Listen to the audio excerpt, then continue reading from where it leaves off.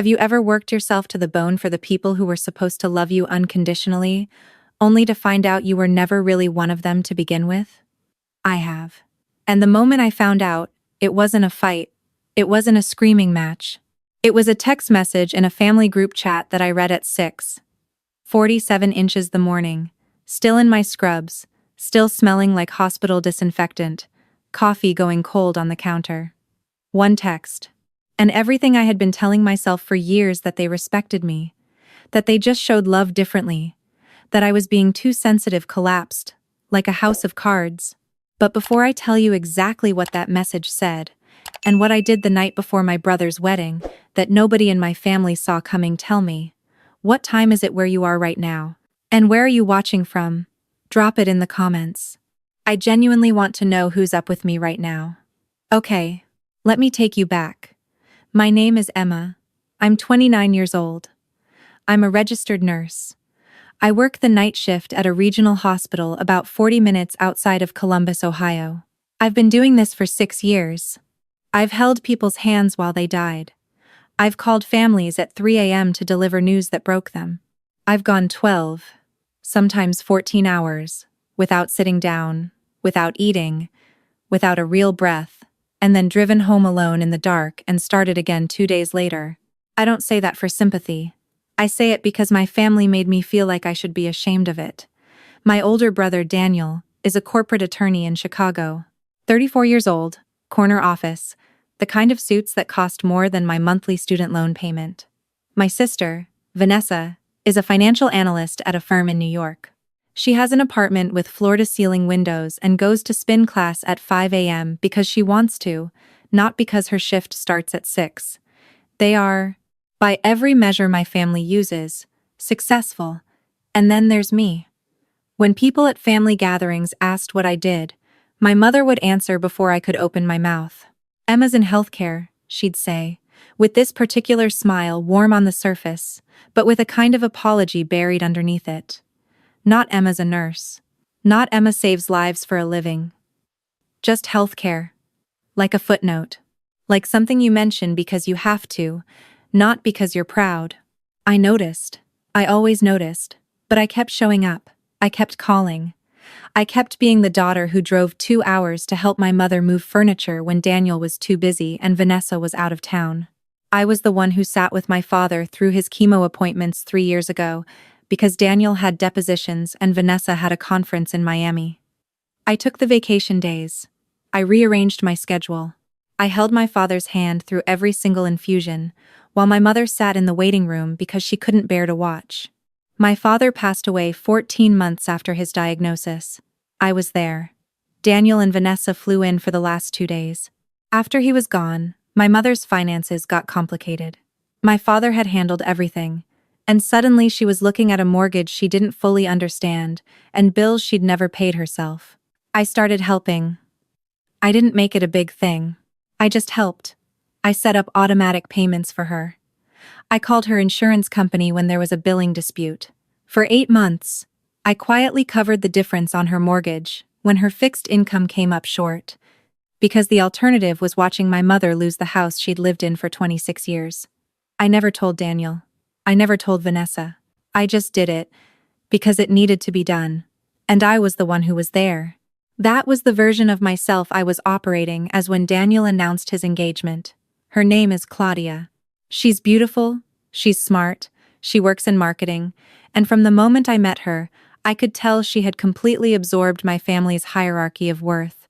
She laughed the loudest at Daniel's jokes. She asked Vanessa for restaurant recommendations in New York like it was a religious pilgrimage. And when she found out I was a nurse, she said, "Oh, that's so sweet. I could never do something that hard."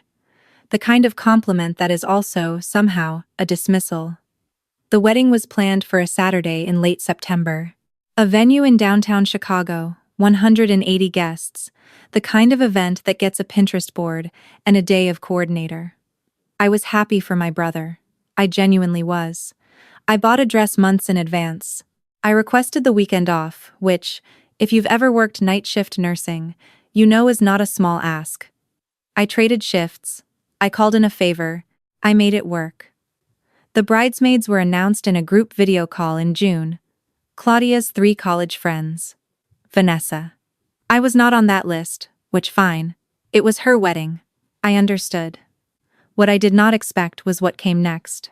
2 weeks later, my mother called me. Not a group call. Just me. Emma, honey, I wanted to talk to you about the wedding weekend.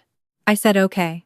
Claudia and Daniel were thinking, since you're not in the wedding party, and since you're so good with kids, they thought it might be nice if you helped with the children's table during the reception. You know, just keep them entertained, make sure nobody's running around during the ceremony. It would really take a load off. I was quiet for a moment. I want you to understand what was being asked. I had rearranged my entire work schedule to attend my brother's wedding as a guest. And now I was being asked to spend that wedding managing other people's children in a corner somewhere so the actual guests could enjoy themselves. I said, "Is this something Daniel asked, or something Claudia asked?" My mother paused.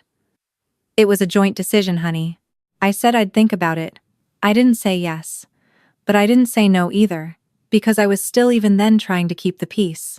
Trying to be the Emma who doesn't make things difficult. Trying to be useful in whatever way they'd allow me to be useful. And then came the group chat. The family group chat had been pretty quiet leading up to the wedding. Logistics, mostly. Hotel blocks, rehearsal dinner times, who was driving with who. Standard stuff. I was on my way home from a night shift on a Thursday morning, 8 days before the wedding, when my phone buzzed. Then buzzed again. Then again.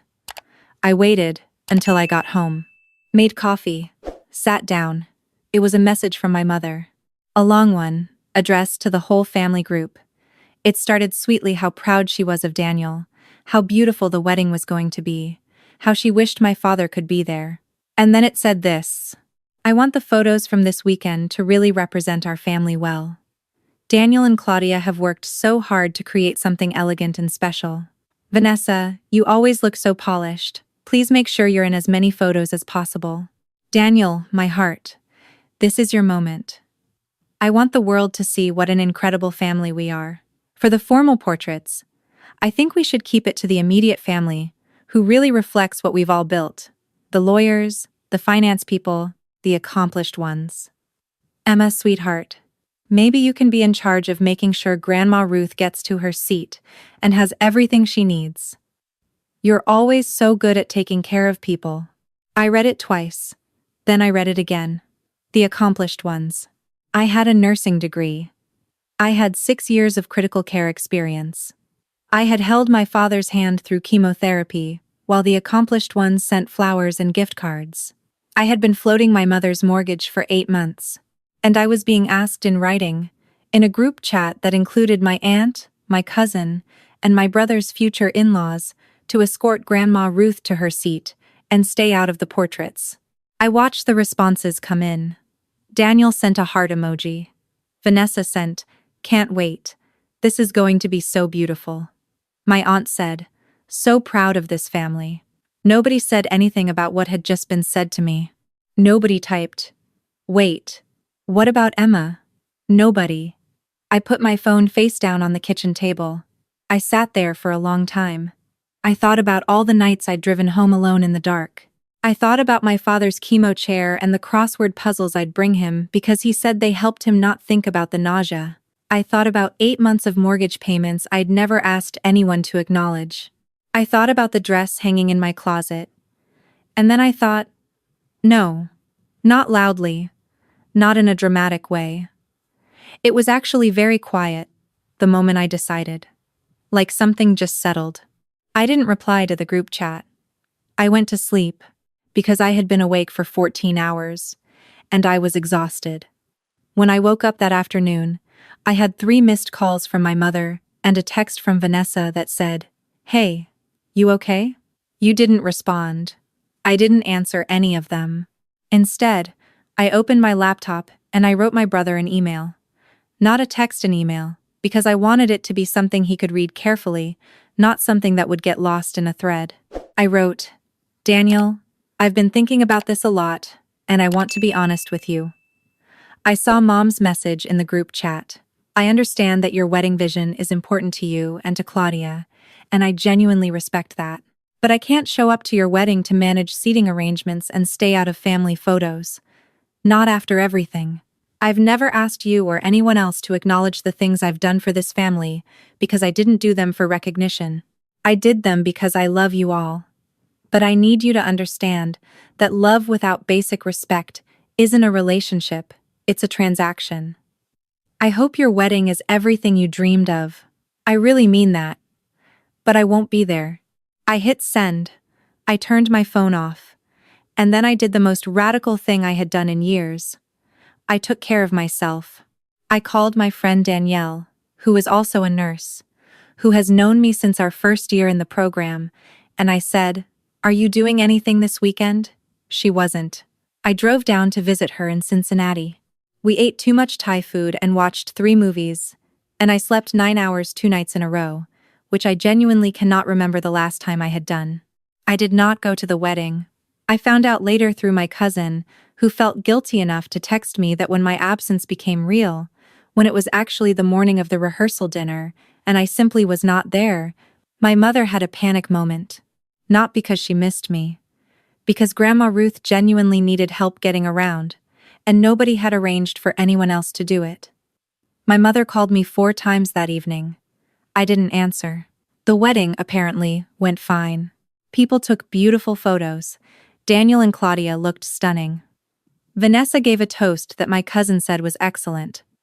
Grandma Ruth managed, with the help of a very kind venue staff member who stepped in. I moved through the next few months quietly. I didn't block anyone. I didn't send an angry message.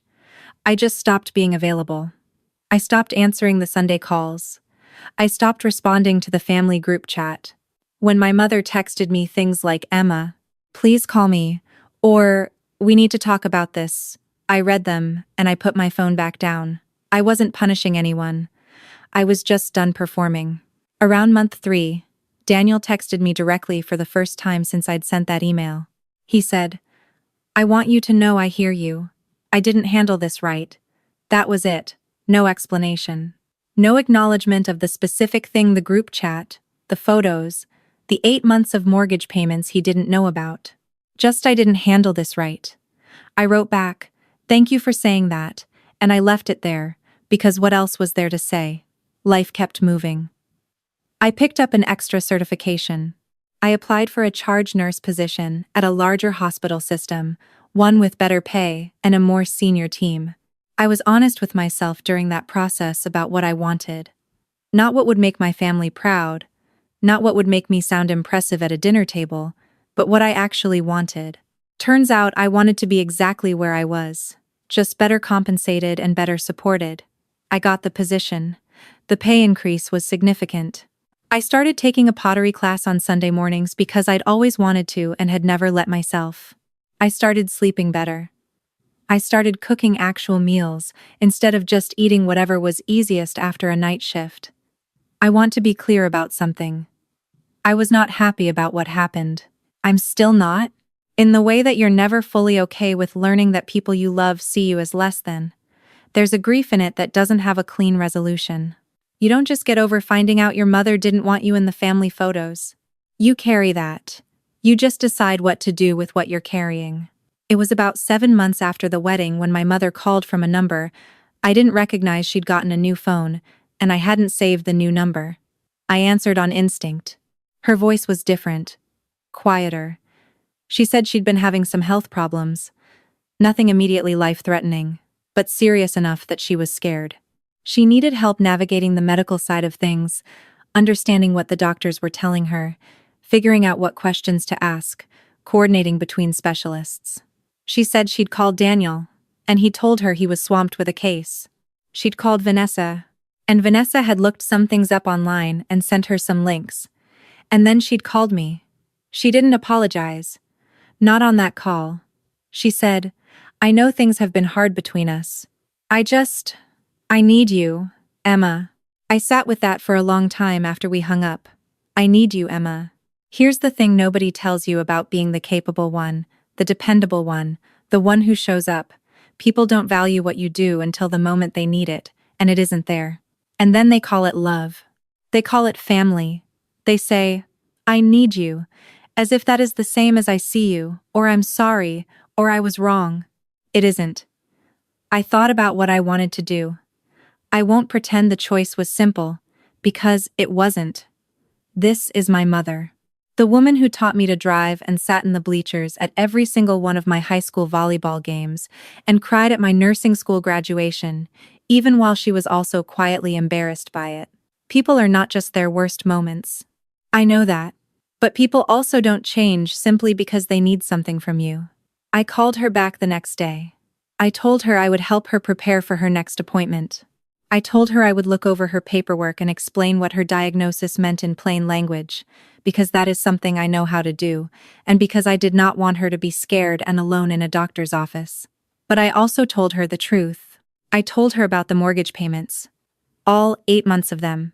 I told her I hadn't said anything at the time, because I didn't want recognition, but that I needed her to understand the full picture of who had been showing up for this family, quietly, without being asked, without being put in the photos. She was quiet for a very long time. Then she said, "I didn't know." I said, "I know you didn't. But Daniel and Vanessa didn't do it either. Not because they couldn't.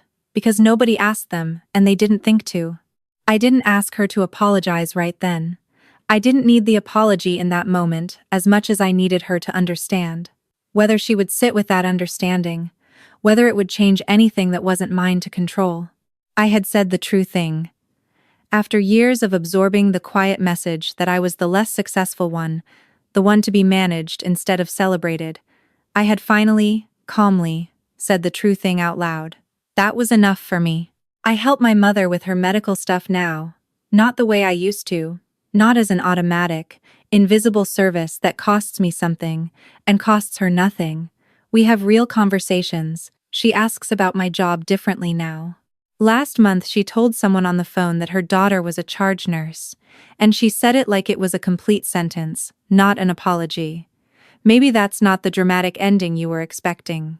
Maybe you wanted her to grovel, or for Daniel to have some big wake-up call, or for Vanessa to fly in and finally see what she missed. Real life doesn't always deliver that cleanly. What it delivered to me was something quieter, and I think more durable. I stopped needing them to define what I was worth. I stopped waiting for a seat at a table that was always going to have conditions on it. I built my own table, and honestly, it's the best one I've ever sat at. If you're the one in your family who always shows up, who takes the shifts nobody else will take, who makes the calls nobody else will make, who quietly holds things together while the so-called successful ones get the credit, I want you to hear this. Your work has value. Your care has value. Not because someone put it in a frame, or gave it a title, or invited it to stand in the portrait. It has value because it is real, and it is hard, and it keeps the world going. You don't have to disappear dramatically. You don't have to burn anything down. Sometimes, the most powerful thing you can do is simply stop making yourself smaller, so other people can feel bigger. Like this video if you've ever been the Emma in your family. And tell me in the comments, have you ever had a moment where you just quietly decided, no more? I want to read every single one.